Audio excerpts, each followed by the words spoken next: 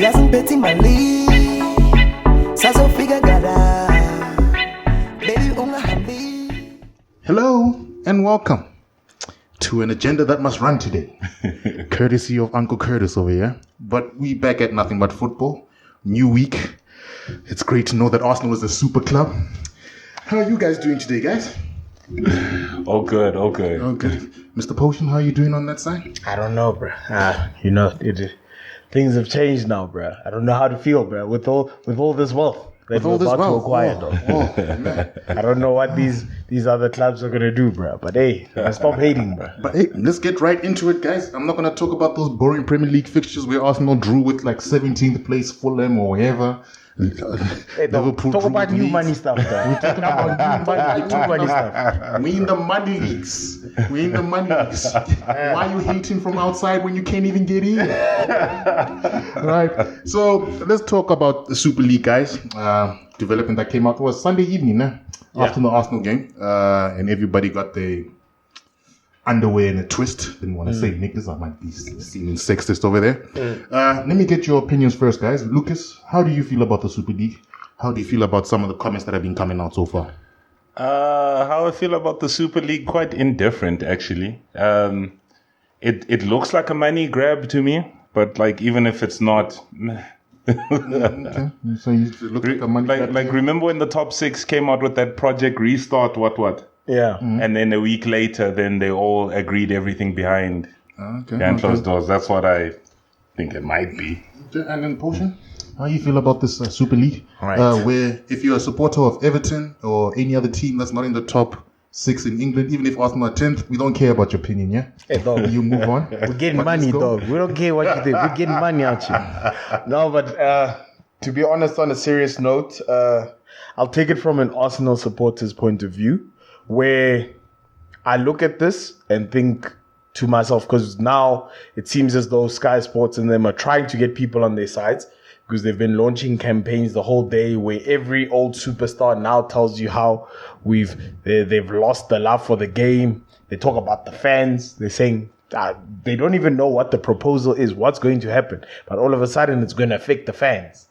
I get you. They're saying that the fans are going to be overcharged and whatever. Not like they've been... I heard a stat from some of the UK guys saying that the last time they charged for Burnley vs Sheffield United just to watch that game, even though you're a paid member of the Sky package, was £15 just to watch the game. Okay, I got strong opinions on that because I feel like Sky Sports is just upset that they won't pay. But wait, I'm not finished. Oh, sorry, Potion. Let me let you rant. So what I'm saying is that this breakaway thing is nothing new. The Premier League was a breakaway league. Mm-hmm. Champions League was a breakaway league. Let's slow down there a bit, Potion. I'm going to get into that. Yes. I'm going to give people a brief history so you don't believe these pundits that are saying that football heritage, this is not football, yeah. I don't care, dog. If you're not in the top 6, you're not in the top 6 of England. Who cares? And I don't mean league position. Yes. Nobody cares about your team. That's why you're not in the big 6. Yeah. But as we start, right, let's start by talking points over here. European Cup origins, right? Started around about 1956, or let's say when you do your history research over here, talks of the European Cup actually began in the 1930s by some white man named Hanot. Who cares about him? All right. And he knew his biggest problem was always going to be trying to get English clubs to join the European Cup before it became the Champions League as we know it now. Yeah. Right? He got that idea from when him and his partner, when they were traveling in South America. And there was the South American Champions of Cup, what. That's where the idea came from him. Right? And the very first... Yeah, that's where they basically got it from. Right? And then the very first game, right?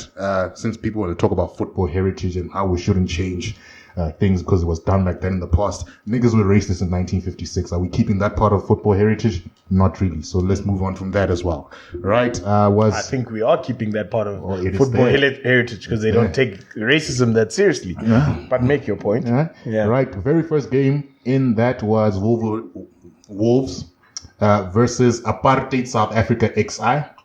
That was the very first European Cup fixture. I don't know how that Apartheid South African XI made it, except for maybe being a British colony. Yeah. And then they went on to play some other cup teams as went. I think one of them were the Hungarian champions. and so forth. But that was in 1953, right? And what happens is Chelsea, well, I can't believe they're part of history. One of their first league titles before they got all of those under Roman Abramovich, were actually invited, right, to the inaugural season of the European Cup. But what happened is the Football League persuaded them not to, right? And the Football League was saying it's a joke of a competition. But if we're being honest, they were most probably just more worried about their league losing value because of the Champions League, right? And then the following season, Man United joined. They said F it to the Football League, got support from the FA, played in the thing, but they didn't win it that season. But then the very first English champions after the Munich disaster, because what happened is English teams started and was on and off, not really. English teams were banned from it for a while, I think. In the 74s, but then this was before. Were they banned in the 70s? Because of Liverpool fans being rowdy again. Was they banned before? All right, so it was on and off because of controversy with the Football League. United were the first champions of England to actually lift the European Cup. Lucas, To lift it. The Maybe English. Yeah. Celtic was before us. But, first English team to actually win it, right? And that was in 1967, 1968. Right, then we move on a bit into history over here, and we begin with the Premier League origins, right? For all these guys saying no, it's a money grab. What? The money grab was the English Premier League when it started. All right, 20 February 1992.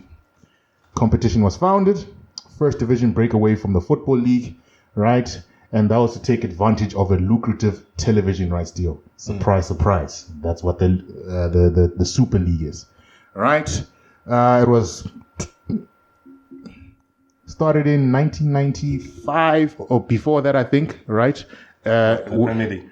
Not the Premier League, the talks of the Premier League actually happening, right? And this was the first major step towards it was in October 1999 when the London Television Weekend Week, whatever you want to call them, Greg Dyke, some other white man's name, I don't know.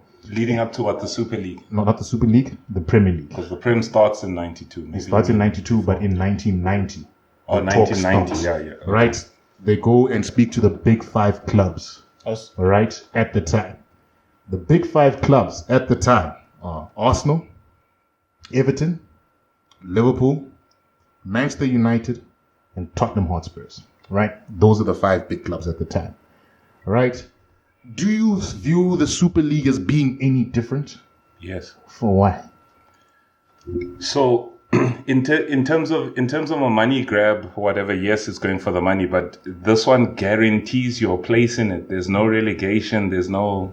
Okay, guarantees. That's very different. So it's a money grab within the realms of competition, yes, but that is not very competitive. Potion, your opinion on that? It is a money grab.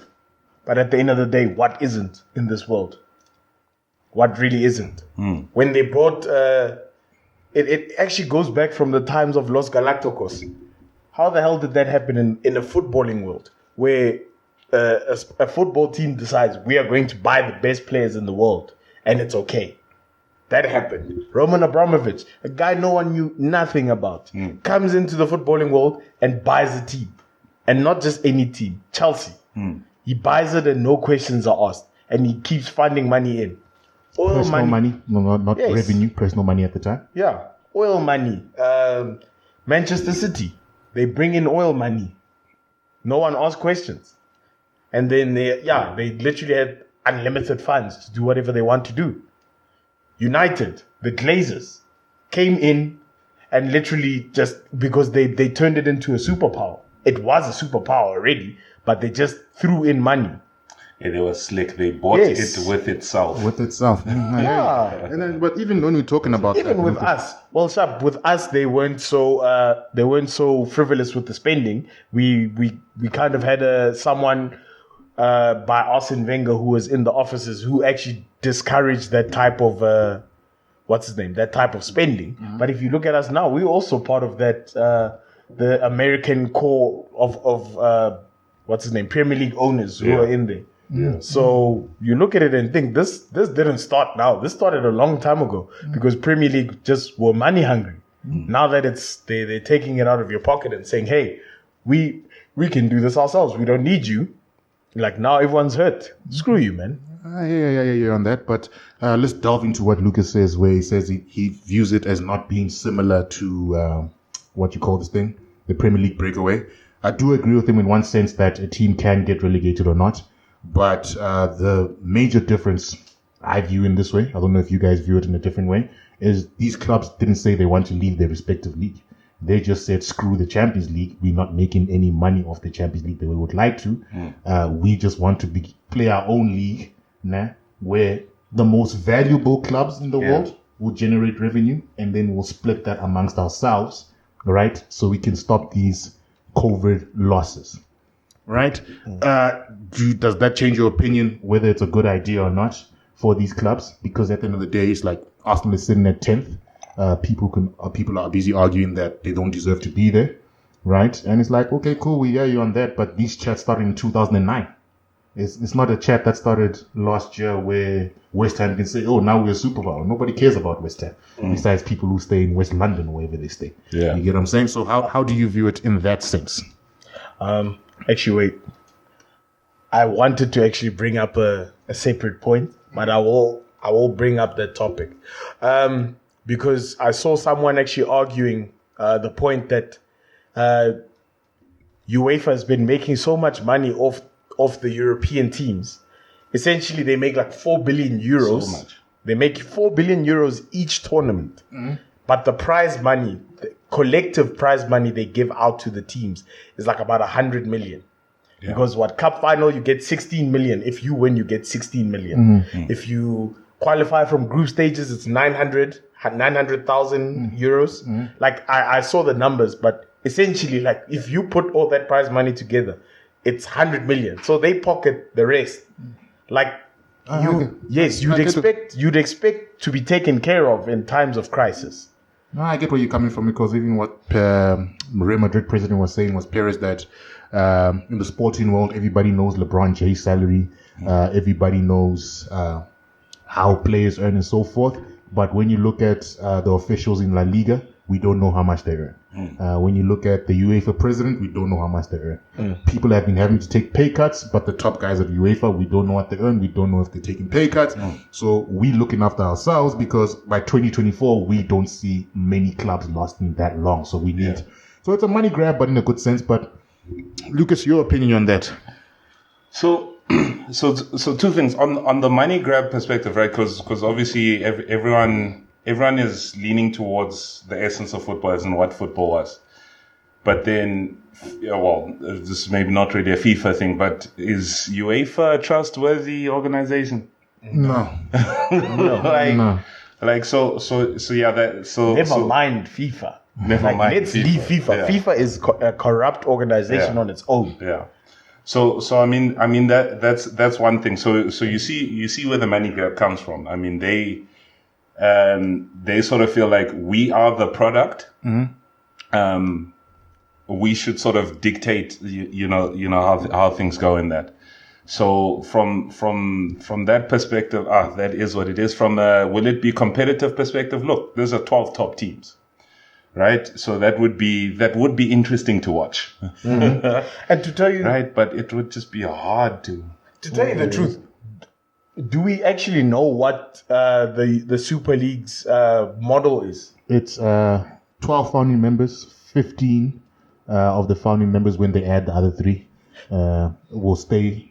Can't get relegated from that, and then each season, the other five spaces will get fought amongst, I don't know how, but there will be up and down teams. It's just that Arsenal can't get relegated, so screw these guys. No, because I feel like we don't really know if it's going to stop at 15.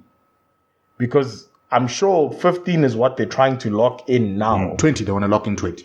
Yes. Yeah. So could it be 2 groups of 10, play each other, knock out, and then go on from there. But I feel like them saying, because this is a new concept, them saying that teams are not going to get knocked out, it's an incentive to jump in early. So they're saying that, since you guys came in early, we're rewarding you with this. Yeah, on that. Okay. So then let's go on. Right.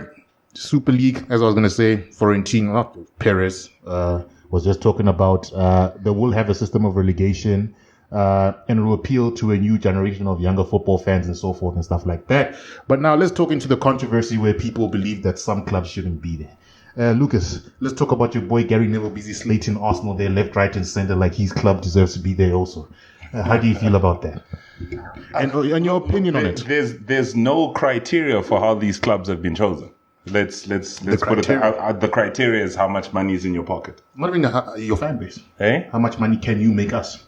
That's the criteria to me. Okay. Because when you look at the 12 clubs that are there, those are the 12 most valuable clubs in the world, Yeah. according to Forbes. Yeah. Right? And those 12 generally generate the most interest. Yeah, but it's not a sporting. There's no sporting methodology to it. It's about money, so why would I put sporting methodology to it? Because it's a sport. It's a competition. So that's But we're trying to make money here, man. Eh? We're trying to make money here. And you know what? Can I point out something? PSG and Bayern must stop acting like they're noble heroes by not going in. They must stop acting like they've not been pillaging their leagues, stealing talent from other German sides and French sides at a very low price. And they must, what's his name?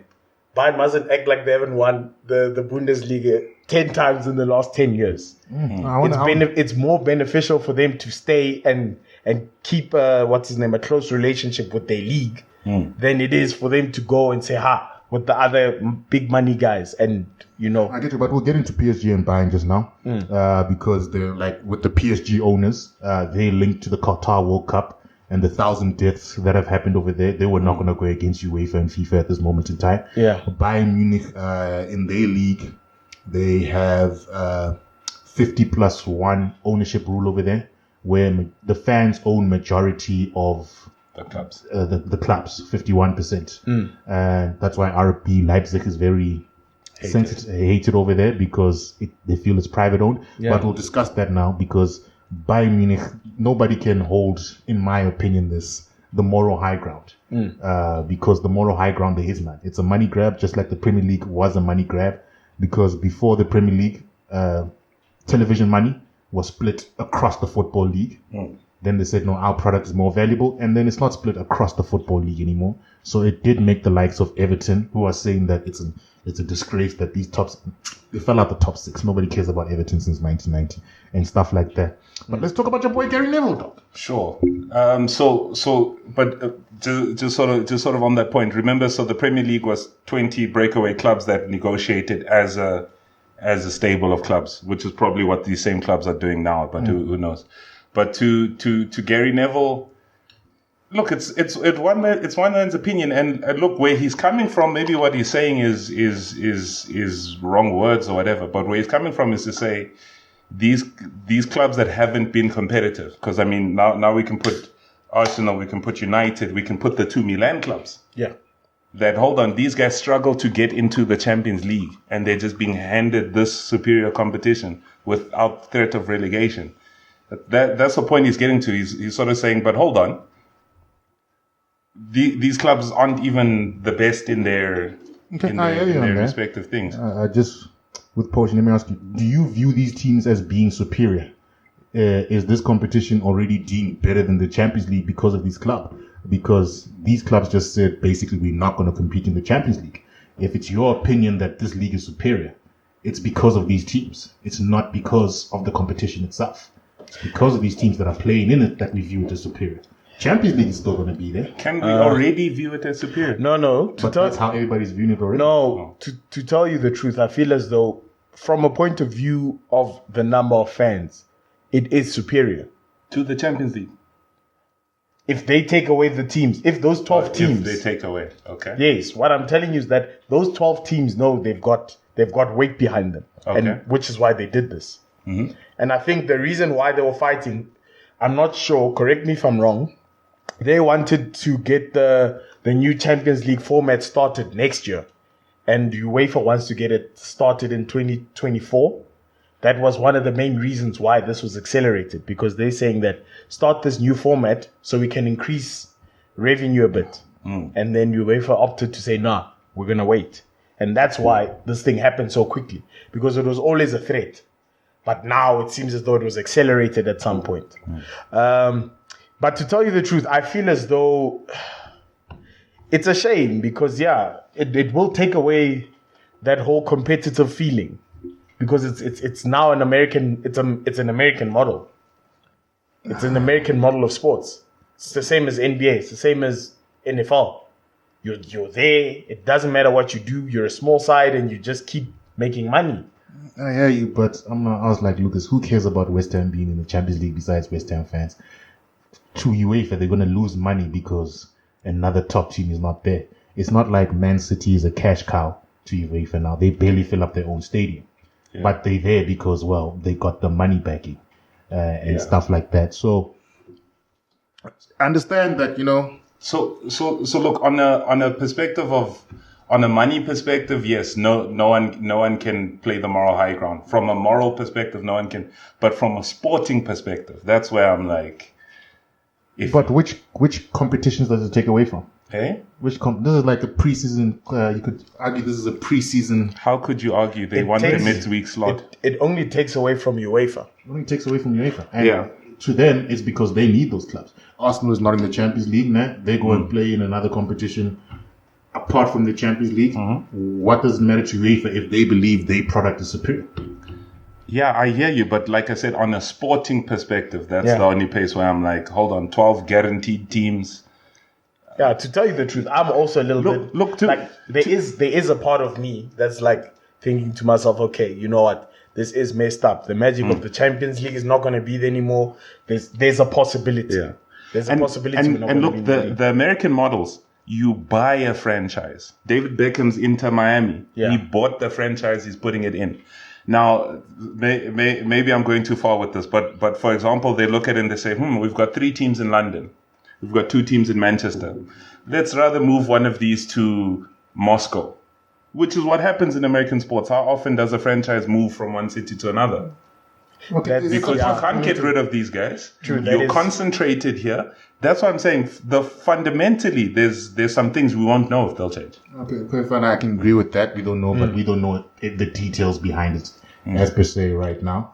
But hold on. For me, as a disgruntled fan, as a fan who set the season and watched many calls go against me. Yes, to tell you, that's what I'm saying. I'm pointing out from a point of view where now Premier League now wants us to side with them. Like they want Arsenal to pull out. And with their terrible referees. You think I'm gonna be happy that I'll take a Spanish referee. Literally on Sunday we got screwed over. I look at that and I think to myself, but why must we stick with you guys? I'm not saying you're not protecting us, but there's been clear times where we've been screwed over. Let me throw in a spanner in the works over here. Patrick Bamford yesterday after Liverpool versus Leeds. His quote is saying, "It's amazing the amount of uproar when somebody's pocket is being hurt. It's a shame that this doesn't happen with issues like racism." Hey, UEFA, I'm looking at you, man. I'm looking at you and I'm looking at you funny in the light. You're letting all these racists pass week by week. We just played Slavia Prague last week. And you banned the guy. You banned the player for 10 games.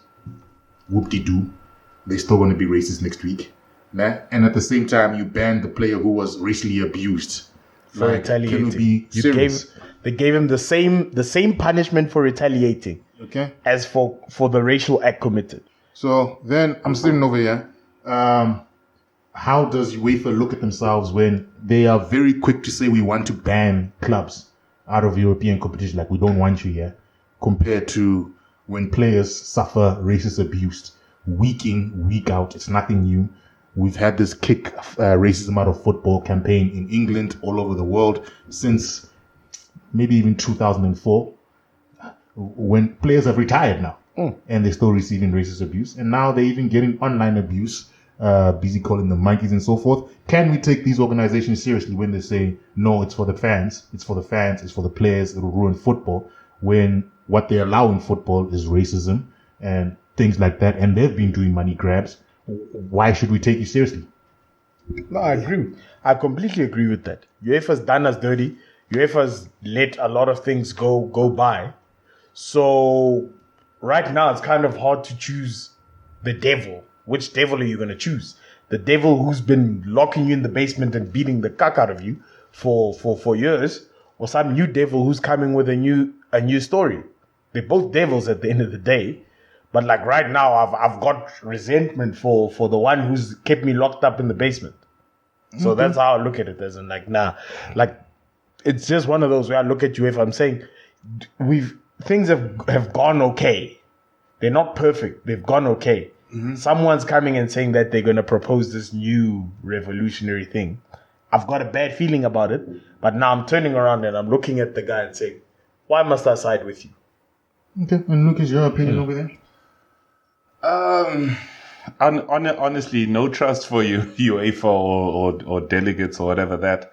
I mean, those are politicians. Let's be honest. It's one side, the clubs is business owners. They chasing a check. The other side is politicians. Like, so you maybe have the question of who cares the most about the sport. That's who I would sort of side with, but I don't know. Okay, I agree with you. It's also screw UEFA to me. They've had the longest of time to try and rectify things. They don't. But then the origins of like the Super League, when we're looking into it, right? The way I view it, right? To give it to you guys, and I want your opinion on this. This has been a long time coming, right?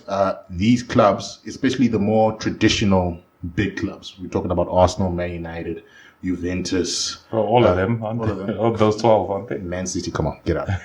Right? Man City and Chelsea, like, get out of here. Now we'll give them for this decade, for the past 20 years. No, even the past decade. Yeah. You see, but what I'm trying to get at is, wasn't the Premier League lauded Roman Abramovich when he came and he outspent his rivals with his personal money.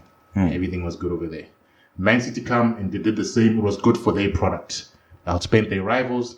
I remember Arsene Wenger was the lone warrior singing, we can't be letting these billionaires spend their personal money as football clubs to be self-sufficient.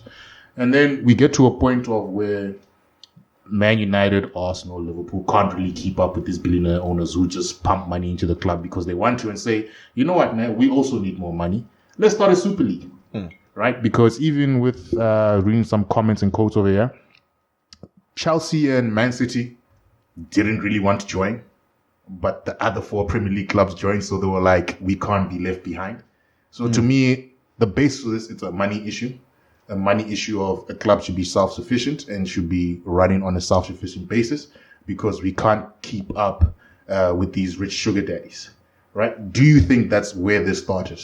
Because Barcelona racked up massive debts, looking at 800 million euros in debt. Real Madrid, it's basically government sponsored, but they still can't keep up with the PSGs and Man Cities of the world and Chelsea's. Right? We're looking at which other club is major in debt. I can't think of any right now, but that's where it was going. So isn't it the Premier League's own fault for letting money get into the league that wasn't catered for a club to be self-sufficient? And isn't it UEFA's fault for not implementing fair play in a proper way that clubs were run in a proper way? Because even when you look at Man City sponsorship deals, they're sponsored by the company that also owns Man City. Those are not, relative to money, you could argue that's not fair value that they're getting on the sponsorship deals. Do you think it's just money that ruined football and now we're 20 years down the line and we're like, oh no, let's fix this before it's too late?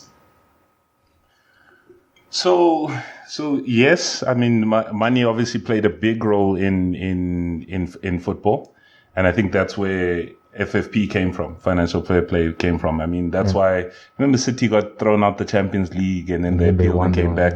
That's exactly with sponsorship deals that you're talking about there. So look, at the same time, it's not been great, but at least steps have been taken to preserve the sport and keep maybe it was a superficial lipstick on a pig, but it was to keep the sport competitive. Financial fair play is to say, run off your own means. This thing is, it's the wild west to me. So I'm like, that could be cool to watch, but I want an all-star weekend though. Right. I want an all-star weekend. Proportion, let's hear what you got to say, man. Funny you bring up City, and the FIFA fair play whole thing, where they violated the rules. They were supposed to be banned For 3 years. for 3 years. They didn't even get banned. They got banned. It was the court of arbitration that overturned the ruling saying they can't get banned. I don't know how they won it, but they won it.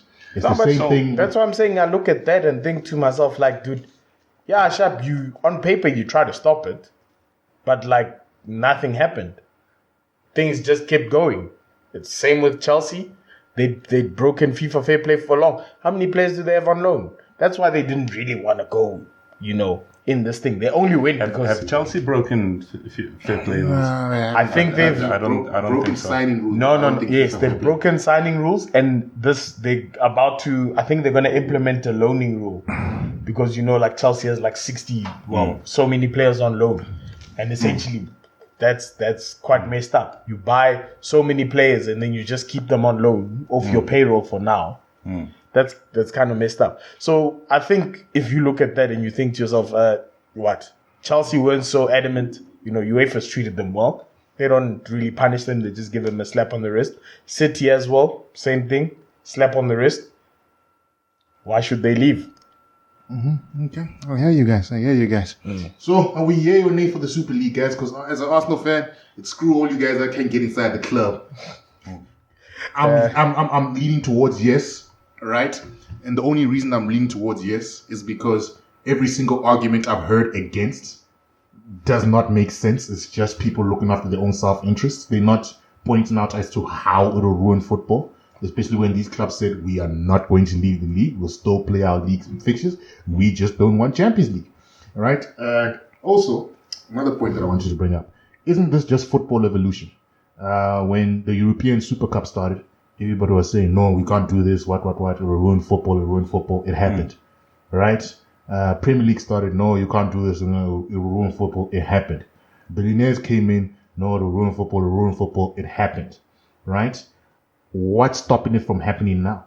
So, okay, what's the good points about this? Because obviously everyone's discussing the sad points or the bad points. It'll change football or whatever.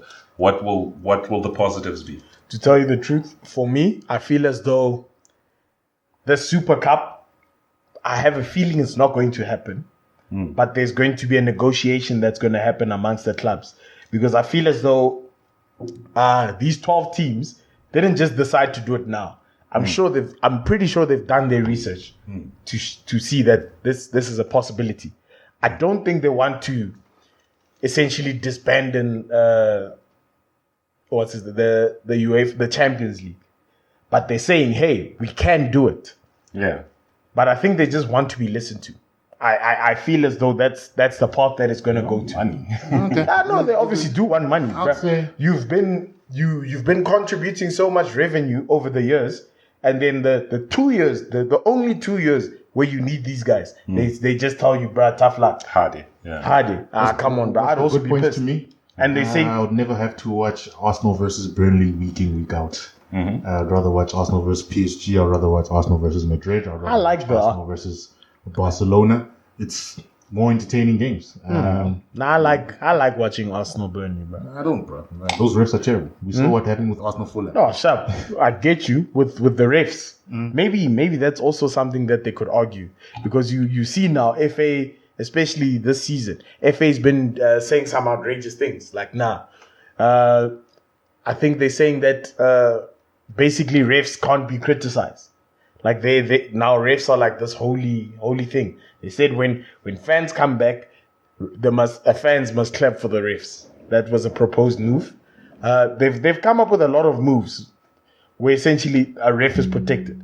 Think of the amount of times Mike Dean has messed up this season. He refed the semi-final game in the FA Cup. Isn't that a screw you to the face of everyone?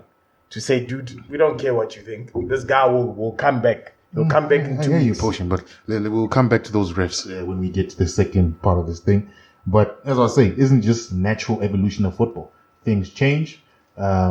These are the 12 biggest clubs in the world. This is what brings your revenue in most of the time. Whether the other clubs like it or not, we are not sitting down, we're just watching Burnley versus Fulham.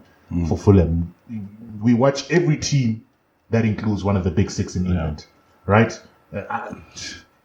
From outside of Africa, from outside of Spain, Can you name me all 20 teams in the Spanish La Liga? I think I can end at 10. But still, football's a working man's game, right? Like It hasn't been since. Hey? It hasn't been since. Top level football, right? But I'm saying for now football, it's the whole Cinderella story and everything like that. Now you have to wait for your club to be bought or your franchise to be absorbed into. That's why I'm like, I don't mind a different thing happening, but guaranteed your place. I hear you. That's why I'm like, come on. I hear you, but what I'm saying is this is just basically 20 teams that recognize their value and say, we'll play in our leagues. You do you there. But to get our money and our value, we'll go play there. So I hear what you're saying. My only thing is sporting integrity. I think it's taking a There's no notch. such thing. There's no such thing. Eh? No such thing. No such thing. You get Because Why is there no such thing as sporting integrity? No, the only people who have sporting integrity are the fans. Okay. You need to get over that very quickly. Okay. We need to players don't understand have that sporting integrity because loyalty it's about amongst check. yes. The manager don't have sporting integrity because it's about check. The FA doesn't have sporting integrity because it's about Okay, check. but whoa, I'm saying towards the game. This 90 minutes, I win it, I do well, I lose it, I might get relegated. Now this is, I win it, I possibly win, I lose it, meh. Yeah, but that's just for the Super. Who says it's a competition where if the fans don't want to watch it, they don't have to watch it. You still have relegation happening in the Premier League. So what difference does the Super League bring besides 20 teams that recognize their value and are capitalizing off their value? It's elitist. Yeah, it's elitist. What's wrong with being elitist? It's so much. What's wrong with being elitist?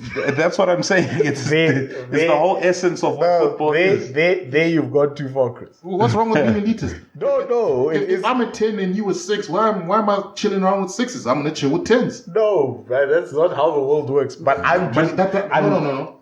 No, but That is I'm how just the world works. I'm literally trying to tell you that we can't come now and act like football is this loyal, pure game that, like, you know, dude, loyalty died a long time ago. Loyalty died at the times of Jack Wilshere and the guys. Loyalty died at the times of Tom Cleverley and your United players. And you know what you guys did to them? You told them, piss off.